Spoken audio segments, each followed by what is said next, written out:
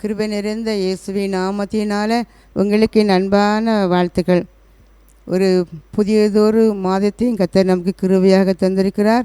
அது மட்டும் இல்லை, லெந்தனும் 40 நாட்கள் ஒவ்வொரு வருடத்தையும் கர்த்தர் நமக்கு கிருபையாக நமக்கு தந்து கொண்டு வருகிறார். இந்த நாளிலும் கூட இதுவரைக்கும் கர்த்தருடைய கிருபை ஒவ்வொருவரையும் தாங்கி சுமந்து ஏந்தி தப்பு வைத்ததை நினைத்து நன்றியுள்ள இருதயத்தோடு நம்ம அவரை நோக்கி பார்ப்போமா? ஆண்டவரே, எங்களோடு கூட பேசுங்கப்பா. நம்முடைய வார்த்தைகள் எங்களோடு கூட இடைப்படட்டும். இந்த வார்த்தைகள் மூலமாக நீர் எங்களோடு பேசுவதை நாங்கள் உணரணும். எல்லாரும் கண்களை மூடி கேட்போம். அல்லேலூயா. நீர் இல்லாத நாள் எல்லாம் நாளாகுமா? நீர் இல்லாத வாழ்வெல்லாம் வாழ்வாகுமா? நீர் இல்லாத நாளெல்லாம் நாளாகுமா? நீர் இல்லாத வாழ்வெல்லாம் வாழ்வாகுமா? உயிரின் ஊற்று நீயாவாய், உண்மையின் வழியே நீயாவாய்.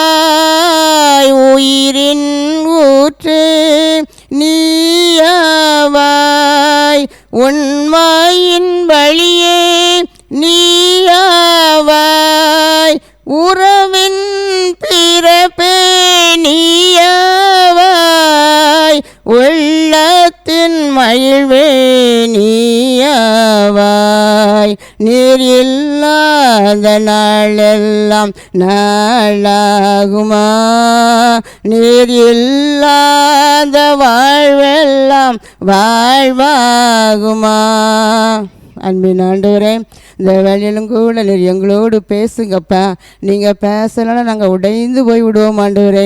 இந்த வேலையிலும் கூட ஆண்டவரே, தெய்வீக வார்த்தைகள் மூலமாக எங்களோடு வெளிப்படும் ஆண்டவரே. இந்த வார்த்தையை கேட்கும்போதே கேட்குற மக்களுக்கு அற்புதங்கள் நடக்கட்டுமே ஆண்டவரே. உங்களுடைய கரத்திலே வைக்கிறேன். இந்த வார்த்தைக்கு தடையாக செயல்படுகிற எல்லா பொல்லாத அசுத்த ஆவிகளை இயேசுவின் நாமத்தில் கட்டுகிறேன். நீங்கள் பொருட்படுத்துங்க. இயேசுவின் இன்ப நாமத்தில் ஜெபிக்கின்றேன் நல்ல பிதாவே, ஆமேன். ஹல்லேலூயா. நம்ம இந்த நாளிலும் கூட ஒரு லெந்தனு நாட்களை ஆசரிப்பதற்காக கர்த்தர் நமக்கு கிருபையாக தந்திருக்கிறார். லெந்து என்ற வார்த்தைக்கு துளிர் விடுதல் என்பது அர்த்தம். அது வசந்த காலம், அப்படி தவசு நாட்கள் அப்படிலாம் சொல்லி நம்ம அதை அழைக்கிறோம். இந்த லெந்தனு நாட்களில் நம்ம அதிகமாக தேவனுடைய சமூகத்தில் அதிக நேரம் கொடுக்க வேண்டும். பாருங்கள், இந்த உதாரணத்துக்கு நம்ம சொல்லும்போது, ஒரு மரமானது வேண்டாத பழுப்பு நிறைந்த ஒரு இலையை உதிர்த்து விட்டு அந்த மரம் வெறுமையாக நின்று கொண்டு இருக்கும். ஆனால் அது பல நாட்கள் கழித்து அதிலிருந்து ஒரு புதிய அழகான ஒரு துளிர் தோன்றி புதிதான இலை அதில் இணைச்சியும் வளரும். அப்புறம் இலைகள் நிறைய வந்து பூ பூக்கும், காய் காய்த்து கனி கொடுக்கும். ஆனால் அதே மரம் உதிர்த்த இலையே மீண்டுமாக அது என்னச்சலை, அது துளிர் விடுவது கிடையாது. புதிய ஒரு துளிர் தான் தோன்றும். நம்முடைய ஆவிக்குரிய வாழ்க்கையிலும் கூட ஒவ்வொரு வருடம் எத்தனையோ 40 நாட்களை நம்ம ஆசரித்து வந்திருக்கிறோம். ஒவ்வொரு வருடமும் இதே நம்ம சொல்லுவோம். வேண்டாத காரியங்களெல்லாம் நம்ம என்ன சொன்னோம், உதிர்க்க வேண்டும், உதிர்த்து ஆவிக்குரிய கனி கொடுக்கணும் அப்படி சொல்லி நிறைய வேத வசனங்கள் மூலமாக நம்ம தியானிப்போம், கடைப்பிடிப்போம். ஆனால் அது தொடர்ந்து நம்ம வாழ்க்கையில் கடைப்பிடிப்பதே இல்லை. இன்றைக்கு நம்ம ஆராய்ந்து பார்க்கும்போது நம்முடைய வாழ்க்கையில் இதுவரைக்கும் எப்படி போனாலும் பரவாயில்ல, இந்த ஆண்டில் கர்த்தர் கிருபையாக இந்த மரம் இந்த ஆண்டும் இருக்கட்டும் அப்படின்னு சொன்னது போல் கர்த்தர் நமக்கு இந்த வருடத்தை கிருபையாக இந்த 40 நாளை நமக்கு தந்திருக்கிறார். இதில் நம்ம உண்மையிலேயே நம்ம வேண்டாத காரியங்கள் நம்ம வாழ்க்கையில் வேண்டாத அந்த இந்த மரம் எப்படி வேண்டாத முதிர்ந்த இலையை உதிர்த்து போட்டதோ அதே போல் நம்ம வாழ்க்கையில் அன்பில்லாத ஒரு காரியம், வைராக்கியம், கசப்பு, பொறாமை, கோல் சொல்கிறது, பழி வாங்குதல், பெருமை போன்றவைகளை நம்ம இணைச்சணும் உதிர்த்து விட்டு மீண்டும் அதே நம்ம வாழ்க்கையில் இணைச்சக்கூடாது, துளிர்க்கக்கூடாது. அதற்கு பதிலாக துளிர் விடணும். எப்படின்னா ஆவியின் கனி கொடுக்கும்படியான ஒரு துளிர் நமக்கு வேணும். ஆவியின் கனியும் அன்பு, சந்தோஷம், சமாதானம், துணிவுடனும் நீடிய பொறுமை, தயவு, நற்குணம், விசுவாசம், சாந்தம், இச்சையடக்கம். இதெல்லாம் நம்ம வாழ்க்கையில் இதுதான் துளிருடணும். எல்லாரும் நீங்கள் அருமையாளர்களை இதை கேட்டுக்கொண்டிருக்கிற உங்கள் வாழ்க்கையிலும் கூட இதுவரைக்கும் எப்படி லெந்து நாட்களை நம்ம ஆசரித்தோம், எப்படி கடைபிடிச்சோம், நம்ம வாழ்க்கை எப்படி இருந்தது, ஆனால் இந்த நாட்களில் கிருவியாக தந்த இந்த நாளை எப்படி பயன்படுத்தணும்னு சொல்லி ஆவியாளர் உங்களோடு கூட அவர் பேசுவதை அப்படியே நம்ம என்ன சொன்னோம், அதை கீழ்ப்படிந்து ஏற்றுக்கொள்ள வேண்டும். அப்போ இப்படிப்பட்ட ஒரு ஆவியின் கனி எனக்குள்ள வேணும். ஆவியின் கனி நான் கொடுப்பதற்கு எத்தனை முறை முயன்றாலும் கூட அது என்னால் அது முடியவில்லை. ஆனால் இந்த நாளில் நான் ஆவியின் கனி கொடுக்கணும் அப்படி சொல்லி நீங்கள் ஆசைப்படுகிற உங்களுக்கு தான் ஆண்டவர் தருகிறார். என்ன செய்தால் நம்ம இந்த ஆவியின் கனிகளை கொடுப்போம் அப்படின்னு சொல்லிட்டு பாருங்கள். ரெண்டு உதாரணத்தை சொல்லி நம்ம கடந்து செல்வோம். முதலாவதாக பாருங்கள், ஆண்டவரோடு ஜெபத்தில் தனித்திருக்கும் நாட்கள். லூக்கா எழுதின சுவிசேஷம் 4ஆம் அதிகாரம் 1ஆம் வசனத்தில் இயேசு பரிசுத்த ஆவியினால் நிறைந்தவராய் யோர்தானை விட்டு திரும்பி ஆவியானவராலே வனாந்திரத்துக்கு கொண்டு போகப்பட்டார் என்று பார்க்கிறோம்.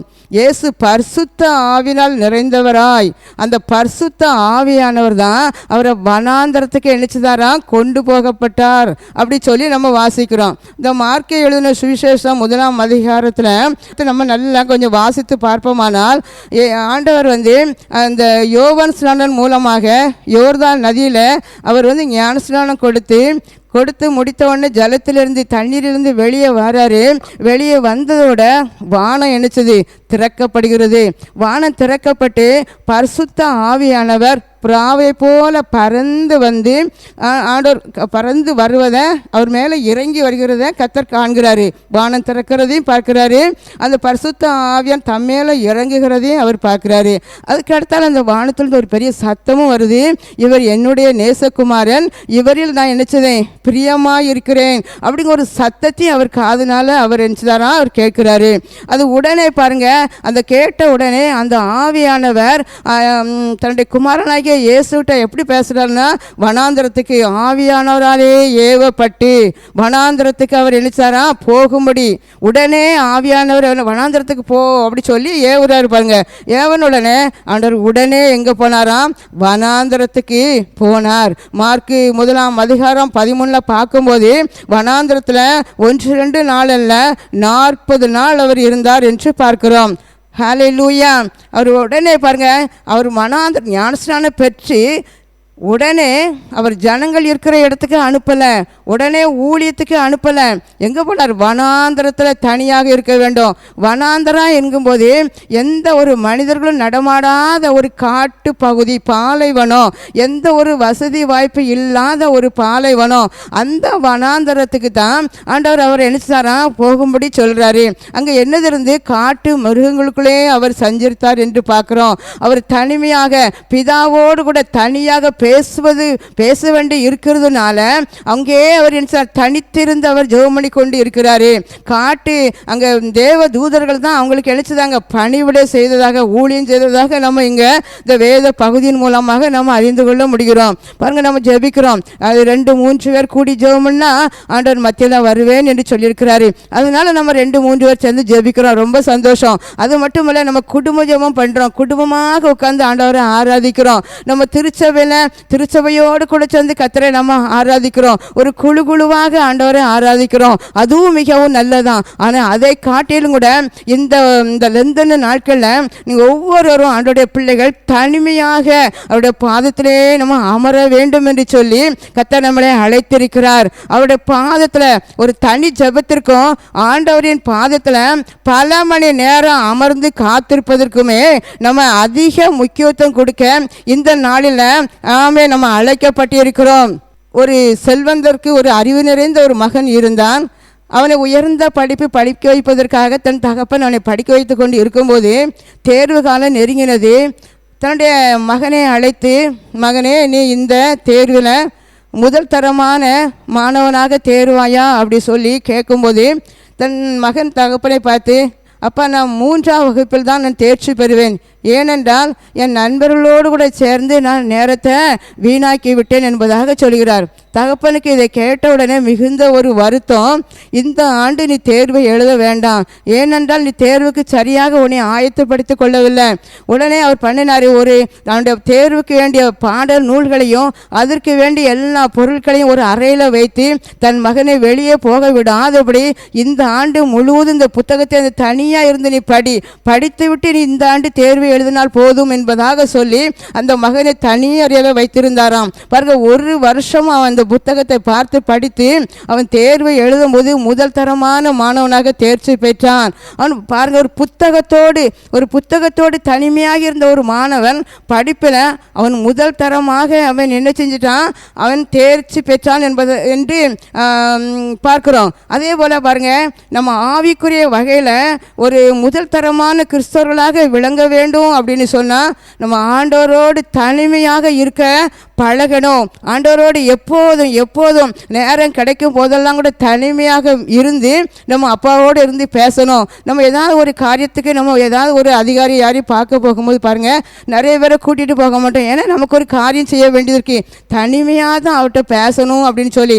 நம்ம யோபனுடைய கூடாரத்தில் தேவனுடைய ரகசிய செயல் இருந்தது. அப்போ தனிமையாக இருந்து நம்ம அப்பாவோடு பேசுவது ஆண்டவர் மிகவும் நம்மகிட்ட எதிர்பார்க்கிறார். பாருங்க, ஆண்டவரோடு தனித்து இருத்தல் எத்தனை ஒரு ஆசீர்வாதமான ஒரு வாழ்க்கை, அது ஒரு உன்னதமான ஆவிக்குரிய ஒரு அனுபவம் தான். அந்த உன்னத அனுபவத்தை அனுபவிச்சவங்களுக்கு தான் அது என்ன செய்யும் தெரியும். வேத புத்தகத்தில் ஏனோக்கு தேவனோடு சஞ்சரித்தார் என்று பார்க்கிறோம். அப்போ ஏனோக்கு எப்போதும் தேவனோடு சஞ்சரித்தார் அப்படின்னா அவருக்கு நம்ம போல குடும்பம் உண்டு, அவர் ஒரு குடும்ப தலைவர் தான், குடும்ப பொறுப்பு உண்டு. அப்போ நம்ம இன்னைக்கு எப்படி குடும்பத்தில் என்னென்ன பாடுகள்லாம் அனுபவிக்கிறோமோ எல்லா கடமைகள் எப்படி செய்யணும் எல்லாம் அந்த ஏனோக்கு உண்டு. ஆனாலும் அவர் கர்த்தரோடு வாழ்வதை, கர்த்தரோடு சஞ்சரிப்பதை அவர் என்ன சொல்ல மறந்து போகவில்லை. இன்னும் கூட வேத புத்தகத்தில் நம்ம ஏராளமான பக்தர்களை பற்றி வாசிக்கிறோம், பரிசுத்தவான்களை பற்றி பேசிக்கிறோம், வாசித்து அறிந்து கொள்கிறோம். எப்படின்னா அவங்க தேவனோடு தனித்திருந்து ஆவிக்குரிய உன்னதமான அனுபவங்களை தங்கள் வாழ்க்கையில் பெற்று அவங்க அனுபவித்தாங்க. இன்னும் பெரிய பெரிய காரியங்களை அவங்க நினைச்சாங்க சாதிக்க முடிந்தது என்று வேதத்தின் மூலமாக நம்ம அறிந்து கொள்கிறோம். இந்நாட்களில் நம்ம பல வேலையில் இருக்கும்போது நான் எப்படி முழு நேரமும் ஆண்டவரோடு சஞ்சரிக்க முடியும், ஆண்டவரோடு நான் தனிமையாக இருக்க முடியும் அப்படின்னு சொல்லி நம்ம நினைப்போம். ஆனால் இந்த நம்ம வாழ்க்கையில் இந்த எந்த நாட்களில் ஒரு மணி நேரமாவது நம்ம ஆண்டவரோடு தனிமையாக இருக்க நம்ம பக்குவப்படுத்தணும். மத்தேயு 6:6 சொல்லப்பட்டிருக்கும் போது, நீயோ ஜெபம் பண்ணும் போது உன் அறை வீட்டுக்குள் பிரவேசித்து உன் கதவை பூட்டி அந்தரத்தில் இருக்கிற உன் பிதாவை நோக்கி ஜெபம் பண்ணு, அப்பொழுது அந்தரங்கத்தில் பார்க்கிற உன் பிதா உனக்கு வெளியரங்கமாக உனக்கு என்னச்சுவாரா அவர் பலன் அளிப்பார். அப்போ தனிமையாக அம்மா என்னை மட்டும் நான் பர்டிகுலராக 4 பேர் 5 பேர் சேர்ந்து ஜெபிக்கிறோம், அது நல்லது தான். ஆனால் தனிமையாக ஜெபிக்கும் போது நம்ம முகம் வேற எங்கேயும் போகாது, நம்ம சிந்தனை எங்கேயும் போகாது, ஆண்டவருடைய முகத்தை மட்டும் நம்ம நோக்கி பார்ப்போம். நம்முடைய காரியம் ஆண்டோடைய காரியம் என்ன அதை நம்ம திட்டோட்டமாக அறிந்து நம்ம நினைச்சுவோம், நம்ம ஜெபிப்பதற்கு வசதியாக இருக்கும். பாருங்க, அவருடைய பிரசன்னத்தை உணர்வோம், அவருடைய மகிமை நம்ம மேலே இறங்குவதை நம்ம நினைச்சுவோம் உணர முடியும். ஆண்டவர் அந்த 40 நாட்கள் வனாந்திரத்தில் ஜெபமணி கொண்டு இருந்தார் தான் பார்க்குறோம். பாருங்க, இங்கே தேவனுடைய மனிதனாகிய மோசே 40 நாட்கள் சீனாய் மலையில் ஆண்டவரோடு கூட ஜெபத்திலே தனித்திருக்கும் போது அவனுடைய முகம் என்னச்சுதான் பிரகாசித்தது. அருமையாளர்களே, நாமும் தேவனுடைய பாதத்தில் அவரோடு தனித்து இருக்கும் போது நம்முடைய வாழ்க்கையும் பிரகாசிக்கும், நம்ம முகம் பிரகாசிக்கும், நம்ம என்னென்ன செய்கிறோமோ எல்லாவற்றிலும் ஒரு வெளிச்சம் என்ன செய்யுமா காணப்படும். அப்போ ஆண்டோடைய பாதத்தில் அருகே முதலாய் தனித்து ஜெபிக்கணும், அவருடைய பாதத்திலே அதிகமா நம்ம காத்திருக்கணும். பாருங்க, நம்ம ஜெபிக்கிறோம், ஆனால் பொறுமை இல்லாதபடி அவசரமா ஏதோ கடமைக்காக ஜெபித்துட்டு கடந்து செல்கிறோம். ஆனா எங்க தேவ பாதத்துல காத்திருந்து ஜெபிக்கும் போது தேவனுடைய பாதத்துல மரியாள் நினைச்சதாங்களா அவருடைய வார்த்தைகளை அவருடைய பாதத்துல அமர்ந்து கேட்டுக்கொண்டு இருக்கும் போதுதான் அன்று சொன்னாரு, மரியாள் தன்னை விட்டு எடுபடாத ஒரு நல்ல பங்கை நினைச்சுதான் தெரிந்து கொண்டாள் என்பதாக அவர் சொல்கிறார். இப்போ இந்த நாட்களில் அதிகமாக தேவனுடைய பாதத்தில் நம்ம பிடித்து கொள்ளணும். ஆண்டோடைய பாதத்தை பிடித்து கெஞ்சி நம்ம செபிக்கும் போது அந்த மரியாள் அண்ணன் எப்படி ஆண்டவர்கிட்ட நல்ல பங்கை தெரிந்து கொண்டாங்களோ அதே போல் நம்ம வாழ்க்கையிலும் கூட யாரும் நம்மை விட்டு எடுக்க முடியாதபடி ஒரு நல்ல பங்கை நம்ம எழுச்சுவோமா தெரிந்து கொள்ளுவோம். ஹல்லேலூயா, ஹல்லேலூயா. தண்ணி ஜெபம் நம்ம நீங்கள் கூட நினைக்கிற தண்ணி ஜெபம் தானே ஜெபிக்கிறேன், ஆனால் கர்த்தர் சொல்ற இன்னும் அதிகமாக தேவ சமூகத்தில் நீங்கள் என்ன செய்யணும்? தண்ணி ஜெபம் ஜெபிக்கணும். யாக்கோபு தன் சகோதரனாகிய ஏசாவை சந்திக்க ஆயத்தப்பட்டு கொண்டிருந்தான். பாருங்க, தன் மனைவி தன் மக்களையும் ஆடு மாடுகளையும் ஒட்டகங்களையும் வேலைக்காரர்களையும் முதலாவது அனுப்பிவிட்டு அந்த யாக்கோபு பிந்தி தனித்திருந்தார் என்று வேதத்திலே வாசிக்கிறோம். ஆதியாகமம் 32ஆம் அதிகாரம் 24ஆம் வசனத்தில் அவர் பிந்தி தனித்திருந்தார். எல்லாரையும் அனுப்பியாச்சு. தன் சகோதரனாகிய ஏசாவுக்கு மிகவும் ஒரு பயம். ஆனால் அவர் தேவ சமூகத்தில் தனித்திருந்து அவரோடு கூட உறவாடி அவர் ஜெபித்து ஆண்டோட உதவிக்காக என் சகோதரனாகிய ஏசா எனக்கு எந்த ஒரு தீங்கு செய்துவிடக் கூடாது அப்படி சொல்லி நீங்கள் தான் எனக்கு உதவி செய்யணும் என்று சொல்லி தேவ சமூகத்தில் தனித்திருந்தார். தன் குடும்பத்தோடு கூட இருக்கல, குடும்பத்தை அனுப்பிவிட்டு தனித்திருந்தார் என்று பார்க்கிறோம். யாக்கோபு பிந்தி தனித்திருந்ததுனால இரவு முழுவதும் அவர் மன்றாடுவதற்கு தனித்திருந்ததுனால ஒரு மேலான ஆசீர்வாதத்தை தன் வாழ்க்கையில பெற்று அனுபவித்தார்கள். ஹல்லேலூயா. உங்களுடைய வாழ்க்கையிலும் கூட எப்போதெல்லாம் பயம் வருகிறதோ, எப்பெல்லாம் நெருக்கம் வருகிறதோ, எப்பெல்லாம் சோதனைகள் வருகிறதோ, பிரச்சனை வருகிறதோ, அப்போது நீங்கள் இன்னும் அதிகமாக தனித்திருந்து எங்கேயாவது ஊழியக்காரங்க நமக்கு ஜெபிப்பாங்களான்னு யாரோ ஜெபிப்பாங்க என்று சொல்லி நீங்கள் சும்மா இருந்து விட கூடாது. நீங்கள் தனித்திருந்து நீங்கள் ஆண்டவரோடு கூட நினைச்சணும் சேர்ந்து நீங்கள் ஜெபிக்கணும். ஆண்டவரே, சிலருக்கு சொல்லுவாங்க நான் ஜெபிக்கணும்னு நினைக்கேன் ஆனால் எனக்கு முடியலை, ஜெபிக்க உட்கார்ந்த உடனே தூக்கம் தான் வருது, அல்ல ஜெபிக்க உட்கார்ந்த உடனே ஏதேதோமோ நினைவு வருகிறது. இந்த தடவை நீங்கள் ஆண்டவரை பார்த்து சொல்லுங்க, ஆண்டவரே என்னால் தனித்திருக்க முடியலை, நான் இன்னைக்கு உங்களை நம்பி உங்கள் பாதத்துக்கு வருகிறேன், நீங்களும் வாங்க, நான் உங்கள் கரத்தை பிடித்து கொள்கிறேன், நீங்கள் என் கரத்தை பிடித்துக்கிடுங்க, நாம 2 பேரும் சேர்ந்து ஜெபிப்போம்னு சொல்லி கூப்பிடுங்க. ஆவியானவர் உங்கள் அறைக்குள்ளே இணைச்சுவார், நிச்சயமாக அவர் கடந்து வருவார். ஹல்லேலூயா, ஹல்லேலூயா. நம்ம ஒரு பொருள் வேணும் அப்படி சொன்னால் ஒரு தகப்பன்கிட்ட தன் பிள்ளை ஒரு ஏதாவது வேணும் அப்படின்னா மற்றவங்களை போய் அவங்க பக்கத்து வீட்டுக்காரங்களையோ அல்ல அப்பாவுக்கு ஃப்ரெண்டையோ போய் கூப்பிட்டு எங்கள் அப்பாட்ட போய் எனக்கு இது வாங்கித்தாங்க அப்படி சொன்னால் அப்பாவுக்கு எவ்வளோ வருத்தமாக இருக்கும் பாருங்க. அதே அந்த அப்பாட்ட பிள்ளை போய் அப்பா எனக்கு இது வேணும், எனக்கு இந்த வாங்கித்தாங்க அப்படி சொன்னால் அப்பா சந்தோஷத்தோடு வாங்கி தருவாங்க. அதை தான் நம்முடைய அன்பு ஆண்டவர் நம்ம விரும்புகிறோம். என் பிள்ளை ஏன்ட்ட கேட்கணும், ஏன்ட்ட கேளு, நம்ம கேட்குறவன் எவனோ பெற்றுக்கொள்வான். அப்போ தனித்திருந்து ஆண்டவரோடு கூட நம்ம அமர்ந்து நம்முடைய ஆசீர்வாதத்தை பெற்றுக்கொள்ள வேண்டும். யோவான் ஸ்நானன் ஞானஸ்நானம் பெற்ற உடனே இயேசு என்ன ஊழியத்தை உடனே தொடங்கலை. ஞானஸ்நானம் பெற்றாச்சு, நான் ஊழியம் செய்ய போகிறேன் நன்று போகலை.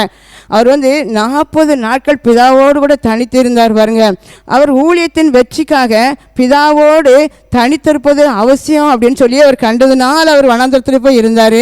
அந்த வனாந்திரம் 40 நாட்களில் அவர் பிதாவின் உள்ளத்தை அறிந்தார் என்று பார்க்குறோம். சாத்தானின் சூழ்ச்சிகளை அவர் கண்டார். தமது ஊழியத்தை வெற்றிகரமாக தொடங்கவும் நடத்தவும் முடிக்கவும் பிதாவின் அருளையும் ஆற்றலையும் அவர் நினைச்சாரா அவர் பெற்றுக்கொண்டதாக நம்ம பார்க்குறோம்.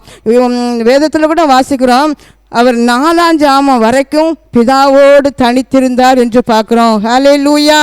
ஆண்டவர் மாம்சத்தில் இருந்த கடைசி நாட்களில் பல நாட்கள் இரவெல்லாம் அவர் ஒலிவ மலையில் பிதாவோடு தனித்திருந்தார். அப்படிதான் நம்ம பார்க்குறோம். நம்முடைய வாழ்க்கையில் இன்னைக்கு தனிஜபம் எப்படி இருக்குது என்பதை ஆராய்ந்து பார்க்கணும். எவ்வளோ நேரம் தேவ சமூகத்தில் அமர்ந்து நான் தனிஜபம் பண்ணுறேன், நான் தனியாக இருந்து நான் ஆண்டவரோடு கூட எவ்வளோ நேரம் நான் ஜெபிக்கிறேன் என்பதை ஆராய்ந்து நம்ம பார்க்க அழைக்கப்பட்டிருக்கிறோம். நம்ம தனி ஜெபம் ஜெபிக்கும் போது பாருங்க, நம்ம வாழ்க்கை பிரயாணம் எப்படி ஓடிக்கொண்டு இருக்கிறோம், எந்த பாதையோட போகணும், எங்கே போகணும் அப்படிலாம் கூட ஆண்டவர் நமக்கு நினைச்சுவாரா அவர் நமக்கு கற்றுத்தருவார், வெளிப்படுத்துவார். நம்ம ஏதாவது தவறு செய்து ஆண்டவர் சமூகத்திலமே அவரும்போது ஆண்டவர் நமக்கு வெளிப்படுத்துவார். இன்னைக்கு நீ இந்த தவறை நீ செய்திருக்கிறா அப்படி சொல்லி உணர்த்தி காட்டுவார். நம்ம இந்த வாழ்க்கையில் இந்த உலகத்தில் ஒரே ஒரு வாழ்க்கை தான் நினைச்சிடும் நம்ம வாழ போகிறோம். அது சீக்கிரமாக கடந்து போகும். வாழணும். அந்த ஒரு வாழ்க்கையும் ஆண்டவருக்கு பிரியமாக பரிசுத்தமான ஒரு வாழ்க்கையாக நம்ம என்ன செய்யணும், வாழணும். அதிக நேரம் ஆண்டவரோடு கூட முகமுகமாக நம்ம என்ன செய்யணுமா, பேசணும். ஆமாம், நம்ம ஆண்டவர் சமூகத்தில் அதிகமாக இருந்து ஜெபிக்கும் போது அவருடைய ஆலோசனை பெற்றுக்கொள்வோம். இந்த குடும்பத்தை எப்படி நடத்த, இந்த காரியத்தை எனக்கு என்ன செய்ய எனக்கு வழி தெரியலை, எனக்கு எப்படி செய்யணும்னே தெரியலை அப்படி நம்ம நின்று கொண்டு இருக்கும்போது கர்த்தர் நம்மோடு கூட இடைபடுவார். இந்த காரியத்தை இப்படித்தான் செய்யணும்னு சொல்லி நமக்கு வெளிப்படுத்துவார். வசனத்தின் மூலமாக கர்த்தர் நமக்கு வெளிப்படுத்துவார். அவர் ஆலோசனை தருவார். கிருபைகளை நமக்கு எழுச்சுவார். ஒவ்வொரு நாளும் கிருபைகளை ஊற்றுவார். அவருடைய பலனை நம்மால் ஊற்றி நம்மளை அவர் நிரப்புவார். அதை நம்ம பெற்றுக்கொண்டு ஆசீர்வாதமாக வாழ முடியும். யாக்கோபு தனித்திருந்ததுனால அவர் சொல்றாரு, நான் தேவனை முகமுகமாய் கண்டேன், முகமுகமாய் நான் தேவனை கண்டேன் என்று சொல்லும் அனுபவத்துக்கு அவர் நினைச்சாராம் கடந்து வந்தார். நாம இன்றைக்கு அருமையானவர்களை தேவ சமூகத்தில் அதிகமாக தனித்திருக்க அப்பாவின் முகமுகமாய் தரிசிக்க முடியும். அவருடைய முகத்தை பார்த்து பேச முடியும். அப்பா உங்க முகத்தை பார்த்து அப்பா உங்களோடு பேசுவதை நம்ம என்ன செய்ய முடியும், உணர முடியும். ஆண்டவரே என் கூட பேசுங்க அப்படி சொல்லி நீங்க தேவ சமூகத்தில் பல மணி நேரம் காத்து தனித்து இருக்கும் போது அந்த பரலோக மேன்மை நம்மால உணர்ந்து கொள்ள முடியும். அப்பாவின் உள்ள ஏக்கம் உங்களுக்கு தெரியும். அவன் வாழ்க்கையிலும் கூட எப்படி நடக்கணும், என்ன செய்யணுங்கிறத கர்த்தர் நம்ம கற்றுத் தருவார். ஊழிய பாதையில எப்படி தொடங்கணும், எப்படி ஊழியத்தை நடத்தணும், அப்படி சொல்லி முடிக்கணும், எல்லாம் வச்சு கர்த்தர் நமக்கு எழுச்சுவார். என் பிள்ளைகளுடைய வாழ்க்கையில எனக்கு என்ன செய்யணும் தெரியல, கர்த்தர் உங்களுக்கு ஆலோசனை தருவார். உங்களுக்கு இனம் புரியாத ஒரு வழி நடத்தலை கர்த்தர் திறந்த வாசலை உங்களுக்கு உருவாக்கி தருவார். ஹல்லேலூயா. அவருடைய சமூகத்தில் அமர்வது ஒரு நிமிஷம் கூட வீணாயே போகாது. அதிக நேரம் செலவழிக்க உங்களுக்கு இன்னும் அதிக பலவானாயுதம் மாற்றும். ஹல்லேலூயா. உம்மோடி செலவிடும் ஒவ்வொரு நிமிடமும் வீணாக போகாதையா, என்னை பலவானாய் மாற்றுதையா. உம்மோடு செலவிடும் ஒவ்வொரு நிமிடமும் வீணாய் போகாதையா, என்னை பலவானாய் மாற்றுதையா. பாருங்க, உம்மோடு ஆண்டவரோடு செலவிடுற ஒவ்வொரு நேரமும் கூட அது வீணாய் போகிற நேரம் இல்லை, அது நம்மளை அதிக பலவானாய் மாற்றுகிற ஒரு நேரம். ஹல்லேலூயா. அருமையானவர்களை, உங்களை இன்னும் அதிகமாக உங்களுக்கு பலப்படுத்த வேண்டும் என்றால் தேவ சமூகத்தில் நீங்கள் அதிகமாக தனித்திருந்து ஆண்டவரோடு நீங்கள் பேசுங்க. அப்போ உங்களோடு பேசுவார். ஹல்லேலூயா. இரண்டாவதாக நம்ம பார்க்கும்போது நம்மை நாமே சோதித்தறியும் நாட்கள். இந்த 40 நாட்களும் கர்த்தர் ஏன் நமக்கு தந்திருக்கிறார்னா நம்மை நாமே சோதித்து அறியும் ஒரு நாட்கள். இந்த லெந்து நாட்களில் அதிகமாக நம்மை சோதித்து அறிய ஒரு நாளாக கர்த்தர் தந்திருக்கிறாரு. சங்கீதம் 139, 23, 24 பார்க்கும்போது அழகான ஒரு சங்கீதக்காரர் ஒரு ஜெபம் பண்ணுறாரு. என்ன ஜெபம்? தேவனே, என்னை ஆராய்ந்து என் இருதயத்தை அறிந்து கொள்ளும், என்னை சோதித்து என் சிந்தனைகளை அறிந்து கொள்ளும், வேதனை உண்டாக்கும் வழி என்னிடத்தில் உண்டோ என்று பார்த்து நித்திய வழியிலே என்ன நடத்தும். பாருங்க, என்னை ஆராய்ந்து பாருங்கப்பா. நான் பார்த்தா எனக்குள்ள பிழை எனக்கு தெரியாது, நீங்க என்னை ஆராய்ந்து பார்த்து என் பிழையை உணர்த்தும். என்னை சோதிங்க, என்னை சோதித்து பார்த்து என் சிந்தனைகளை நீங்க என்ன செய்யுங்க, அறிந்து கொள்ளுங்க. இன்னும் வேதனை உண்டாக்கும் வழி என்னிடத்தில் உண்டோ என்று பார்த்து அதிலிருந்து என்னை என்ன செய்யுங்க, விடுதலையாக்கி நித்திய வழியில என்ன நடத்துங்க அப்படி சொல்லி தாவீது அழகாக ஜெபிக்கிறார். பாருங்க, இந்த நாட்களில் நாமும் நம்மை நாமே சோதித்து அறியும் போது, நம்மளே நம்ம நோக்கி கொண்டு இருக்கும்போது நமது உண்மையான நிலையை நம்ம என்ன செய்ய முடியாது, அறிந்து கொள்ள முடியாது. நம்முடைய முகத்தை நம்ம இப்போ பார்க்கணும், நம்ம முக நிலைமையை நம்ம அறிந்து கொள்ளணும் அப்படின்னு சொன்னால் ஒரு கண்ணாடி முன்னால் போய் நின்றுட்டு இருந்தால் தான் நம்ம முகத்தை நம்ம என்ன செய்ய முடியும், நம்ம முகம் எப்படி இருக்கு அப்படி சொல்லி நம்ம கண்டுகொள்ள முடியும். அதே போல் இந்த நாட்களில் நமது வாழ்க்கையின் உண்மையான ஒரு நிலையை நம்ம அறியணும் அப்படி சொன்னால் இயேசு கிறிஸ்துவின் ஒளிக்குள்ள நம்ம என்ன செய்யணுமா, வர வேண்டும். இந்த சங்கீதக்காரர் ஜெபிப்பது போல ஆராய்ந்து பார்க்க நம்மளை இடம் கொடுக்கணும். மனிதனுடைய இயற்கையான குணம் அப்படின்னு சொன்னால் தான் கண்ணில் இருக்கிற உத்தரத்தை உணராமல் பிறர் கண்ணில் இருக்கிற துரும்ப தான் பார்ப்பாங்க. நம்ம நிறைய தவறு செய்திருப்போம், ஆனால் நம்மகிட்ட இருக்கிற உத்தரம் போல பாவம் இருக்கும், அதெல்லாம் நம்ம விட்டுருவோம். மற்றவங்க கண்ணில் ஒரு சின்ன சின்ன ஒரு மிஸ்டேக் தான் இருக்கும். அதை தான் நம்ம பெருசாக நினைச்சுவோம் பார்ப்போம். பாருங்க, இங்க தாவீது பாவம் செய்தாலும் பாவம் செய்யாதது போலவே தான் இருந்து கொண்டு இருந்தாரு. ஆனா கர்த்தர் ஒரு நாள் நாத்தான் தீர்க்கதரிசியை கொண்டு அவனுடைய பாவத்தை அங்க வெளிப்படுத்துறாரு. அவன் கொலை செய்ததையும் விபச்சாரம் ஆகிய அந்த 2 கொடிய பாவங்களை உணர்த்தி காட்டும் வரை அவன் என்ன செய்யல, அந்த பாவத்தை உணர்ந்து கொள்ளவே இல்லை. அந்த ஊழியர் மூலமாக தீர்க்கதரிசி மூலமாக கர்த்தர் வெளிப்படுத்தின பிறகுதான் அந்த தாவீது மனங்கசந்து அழுதாரு. மனங்கசந்து அழுது சங்கீதம் 51 வாசித்து பார்க்கும்போது அவர் முழுவதுமாக தன்னை அழுது ஒப்பு கொடுத்து பாவத்திலிருந்து ஒரு மன்னிப்பை பெற்றுக்கொண்டதாக நம்ம பார்க்கிறோம். இந்த நாளிலும் கூட நம்ம வேத வசனம் மூலமாக கர்த்தர் நம்மோடு பேசுகிறார். நம்ம ஆராய்ந்து பார்க்க நம்மளை என்ன செய்யணும், அர்ப்பணிக்கணும். நம்ம மற்றவங்களோடு நம்ம பிறரோடு கூட ஒப்பிட்டு நம்மளை பார்க்கக்கூடாது. பிறரோடு ஒப்பிட்டு பார்த்து நம்ம என்ன நினைக்கிறோம், அவங்கள விட நான் நல்லவன் தான், அவங்கள விட நான் அதிகமாக ஜெபிக்கிறேன், அவங்கள விட அதிகமாக ஆலயத்துக்கு போகிறேன், இப்படிலாம் சொல்லி மற்றவங்களை பார்த்து பார்த்து நம்மளை திருப்திப்பட்டு கொள்கிறோம். அது ஒரு பெரிய பாவம். பரிசேயர் ஜெபிக்கும் போது பக்கத்தில் இன்று ஜெபித்து கொண்டிருந்த ஆயக்காரனை அப்படியே சுட்டி காட்டி ஆண்டவரை சொல்கிறாரு, ஆண்டவரே இந்த ஆயக்காரனை போல நான் இராததுனால உண்மை நான் நினைச்சுறேன், நான் சோஸ்திரிக்கிறேன் அப்படி சொல்லி தன்னை தேற்றிக்கொள்வதாக நம்ம வேதத்தில் வாசிக்கிறோம். இன்னும் அப்போஸ்தலனாகிய பவுல் ஆண்டவரை ஏற்றுக்கொள்வதற்கு முன்பதாக நியாயப்பிரமாணத்தோடு தன்னை ஒப்பிட்டு பார்த்து இந்த நியாயப்பிரமாணத்தின்படி என்ன நான் பார்த்தேமானால் நான் குற்றச்சாட்டு படாதவர் அப்படின்னு சொல்கிறாரு. ஆனால் ஆண்டவரை ஏற்றுக்கொண்ட பின் ஆண்டவரோடு தன்னை ஒப்பிட்டு பார்த்து நான் ஒன்றுமில்லை என்றும் என்னுடைய நீதி வெறும் கந்தை என்றும் அவர் நினைச்சாரா, வெகுவாய் தன்னை தாழ்த்தினார், அதிகமாக தாழ்த்தினார். என்னுடைய நீதி வெறும் கந்தை. எப்போது ஆண்டவருக்கு முன்பதாக தன்னை ஒப்பிட்டு பார்க்கும்போது அவ்விதமாக தன்னை தாழ்த்துகிறார். பாருங்க, இந்த உலகத்தில் நம்ம மற்றவங்களை பார்த்து அவங்களே போல நம்ம வாழணும், அவங்களே போல இருக்கணும்னு நினைக்கக்கூடாது. நமக்கு மாதிரியாக ஆண்டவர் தான் சிறந்த மாதிரியாக இருக்கிறாரு. அவரே போல பரிசுத்தமாக வாழணும், அவரே போல இந்த உலகத்தில் நான் அன்பு காட்டணும், இயேசுவை போல நான் தாழ்மையாக இருக்கணும், இயேசுவை போல பொறுமையாக இருக்கணும், இயேசுவை போல ஒரு மன்னிக்கும் தன்மை எனக்கு இருக்கணும் அப்படி சொல்லி நம்மளை நினைச்சணும் அர்ப்பணிக்கணும். அந்த ஆசை தான் நமக்கு இருக்கணும். மற்றவங்களோடு நம்மளை நினைச்சக்கூடாது, கம்பேர் பண்ணி நம்மளை திருப்திப்படுத்திக் கொள்ளக்கூடாது.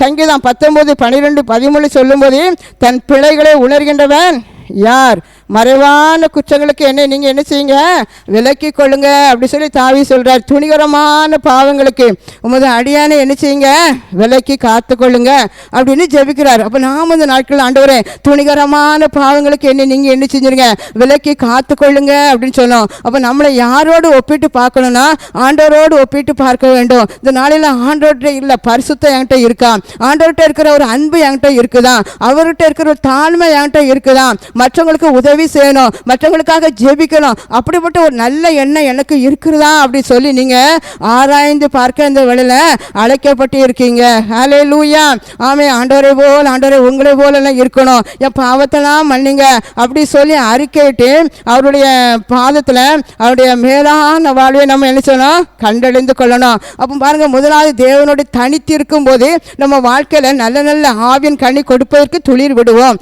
இன்னும் ஆவிக்குரிய கனிகள் மட்டுமல்ல, உலக ஆசீர்வாதங்களினாலும் எதெல்லாம் காய்ந்து வறண்டு போய் இருக்கிறதோ, பட்டு போன மரம் போல உங்க வாழ்க்கையில காய்ந்து போய் இனி என் வாழ்க்கை எல்லாமே காய்ந்து போய்விட்டது, எல்லாம் உதிர்ந்து போய்விட்டது, இனி வறண்டு போய்விட்டது என்று சொல்லி நீங்க நினைத்து கொண்டிருக்கலாம். நீங்க தேவ சமூகத்தில் தனித்திருக்க ஆவிக்குரிய அனுபவங்களை முன்னேற ஒரு உன்னத அனுபவம் உங்களுக்குள்ள இறங்கி வரும்போது ஒரு தெய்வீக பலன் நீங்க பெற்றுக்கொள்வீங்க. ஹல்லேலூயா, ஹல்லேலூயா. எல்லார் கண்களையும் மூடி ஜெபிப்போமா. ஹல்லேலூயா.